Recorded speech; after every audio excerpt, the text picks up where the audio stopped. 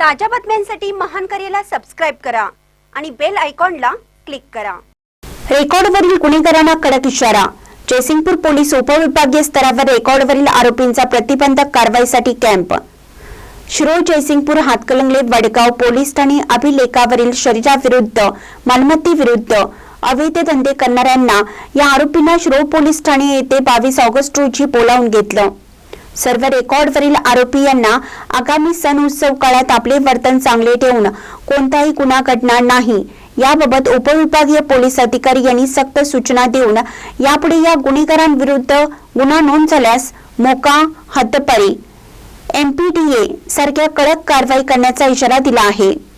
Police अधीक्षक योगेश कुमार गुप्ता यांनी कोल्हापूर जिल्ह्यातील सामाजिक हितास बाधक व धोकादायक ठरणाऱ्या गुन्हेगारीचे समूळ उच्चाटन करण्यासाठी गुन्हे करणारे, अवैध धंदे करणारे गुन्हेगार यांच्यावर आगामी काळात गणेश उत्सव, ईद ए मिलाद या सणाच्या अनुषंगाने प्रतिबंधक कारवाई करण्यासाठी आदेश दिले होते।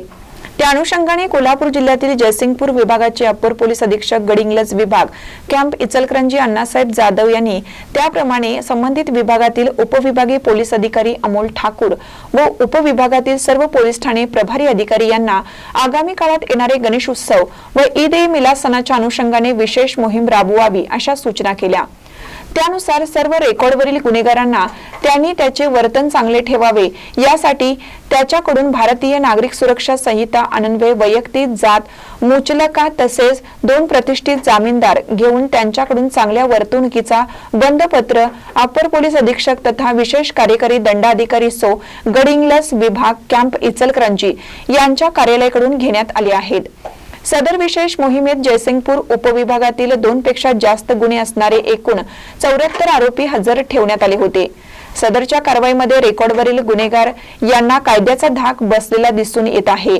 त्यामुळे जयसिंगपूर विभागातील गुन्हेगारीचे समूळ उच्चाटन करण्याचा प्रयत्न सदर विशेष मोहिमेअंतर्गत करण्यात आलेला आहे। त्यामुळे आगामी गणेश उत्सव, ईद ए मिलाद सण शांततेत पार पडण्यास मदत होणार आहे। सदर कारवाईमुळे सर्वसामान्य नागरिकांकडून समाधान व्यक्त होत आहे। महानकर न्यूजसाठी इजाज खान पठाण, जयसिंगपूर।